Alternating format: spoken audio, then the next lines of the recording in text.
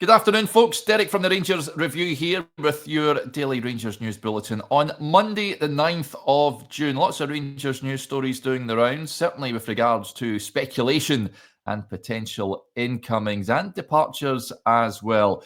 You can expect a lot of that between now and the end of the transfer window. We'll discuss some of those reports shortly. Before we do that, though, former Rangers boss Philippe Clement has been speaking about his time at Rangers, Cyril Dessers he spoke about, and his departure as well. Speaking to the BBC, he was talking about his exit and said that fan criticism was key in him being dismissed from his role back in February. He said, "I had a bad feeling after the League Cup final. I think it was a vital game. If we had won, there would have been more patience with the fans also, and the board could have stayed much calmer." He says it's a pity that the story stopped, that the board didn't have the patience or maybe listened too much to some fans. In 3 or 4 windows, we could have closed the gap with a good development of players, but the decision is made and you need to accept it. And he also suggested that other clubs might have offered them more patience. He says there are other clubs where there is a difficult moment and everybody sticks together because everybody knows the story, how the work is done inside the building, and they continue and they are successful afterwards. So that is Philippe Clement. I think that's the first time he's been speaking since his dismissal from Rangers. What do you make of that, folks? He says that the fan criticism was key in seeing him removed from the position. I think certainly after the Queen's Park exit, I was expecting Rangers to have pulled the trigger then, but of course Patrick Stewart came out and said that he was safe in his job, and that was because of the upcoming Europa League clash with Fenerbahce and the fact that Clement had got Rangers to that knockout phase. But then, of course, he was dismissed shortly after that. So, did you think he was maybe a little bit hard done by? Should he have saw out this season, as opposed to Barry being put in interim charge to look after the team? I'm intrigued to find out your views on that one, folks. Do let us know in the comments.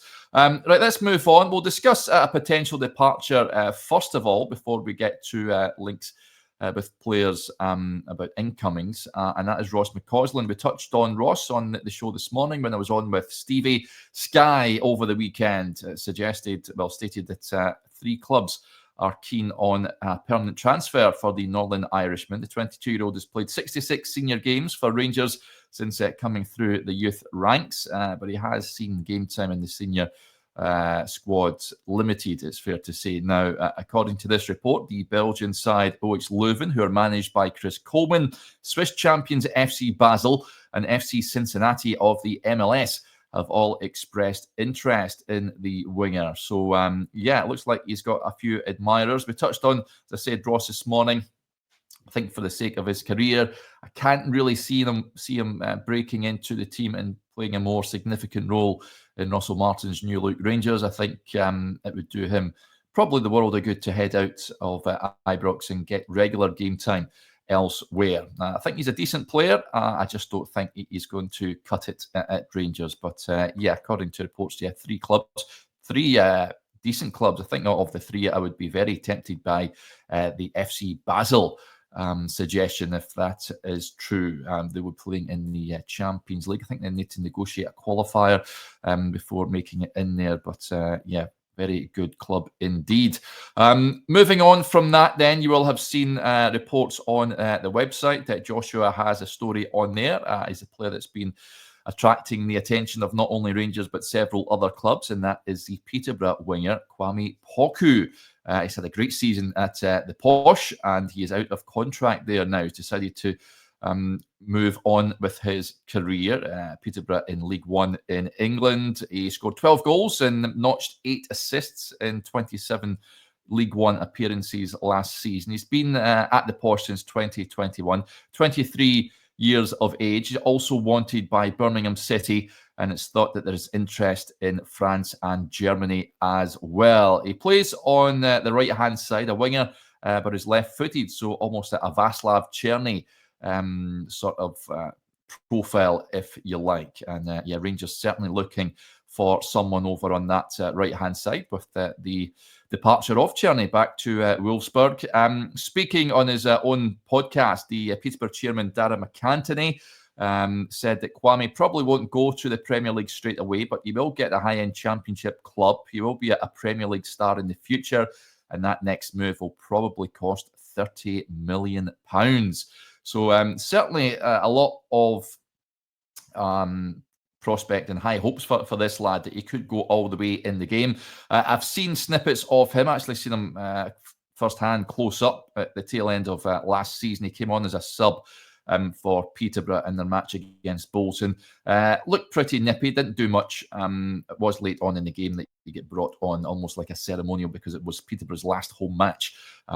So yeah, Dan Ferguson brought him and a couple of other players that were leaving at the end of the season on, almost just to say goodbye to the supporters. But yeah, certainly a player that is interesting Rangers, but many others as well. I think Peterborough would be due a tribunal fee for him. They brought him initially from Colchester for an initial fee of 250 grand when they brought him in 4 years ago. So yeah, one to keep an eye on, that's for sure. One player, however, who won't be pitching up at Ibrox is this young lad here, the PSG teenage winger Umar Kamara. He's out of contract at Paris Saint-Germain at the end of the month. He was thought to be high up in the list of Rangers targets, but L'Équipe, the top publication, the football publication over in France, say that Rangers have opted to cool their interest in the winger. So yeah, it looks like he'll be heading away from PSG, but he will not be heading to Govan. So yeah, I think, of course, Niels Koppen departing the club, perhaps as a big sway in that deal collapsing, and well, Rangers looking elsewhere for other targets perhaps. But yep, he will be one of many other players that will be linked to the club. Of course, another player we touched on the show this morning is this man here, Dor Turman, the Israeli striker for Maccabi Tel Aviv. Israeli reports suggest that Rangers have had a bid of £4 million rejected for the front man. So they're looking for a bit more for a top player. Certainly knows the way to goal. Last season, he made his first appearances for the Israeli national team as well. But it certainly looks like he could be heading to another club this summer, and Rangers said to be keen on him. But yeah, a striker, I think, as we touched on earlier, a striker, in fact, Rangers need to strengthen all over the park, don't they? Let's be honest. But a front man would be good. I would like to see Hamza Igeman getting a run up top, if that is at all possible. Jury's still out on whether Cyril Dessers will be part of the squad next season. Danilo, he's never really had a run of games, has he? But I certainly think that Rangers have room for one or two others, I think, striker-wise. Need to bring guys in there. Certainly, if Cyril Dessers is allowed to leave, you need to replace his goals. And this guy certainly has had a good season for Maccabi Tel Aviv. Yeah, just want a bit more than £4 million. So it will be interesting to keep an eye on that one to see whether Rangers, if they do go back in for him. Right, that is just some of the news stories doing the rounds. If there is anything that breaks between now and tomorrow morning, keep your eyes peeled on the social media accounts, folks, and also make sure you subscribe to the website as well as the YouTube channel to keep up to date with all things coming out of Ibrox. Right, enjoy your afternoon, whatever you're doing. And tomorrow morning, I'm on with Joshua, 9:30. Hope you can join us for that. Until then, yeah, enjoy your Monday, and we'll speak to you soon. Bye for now.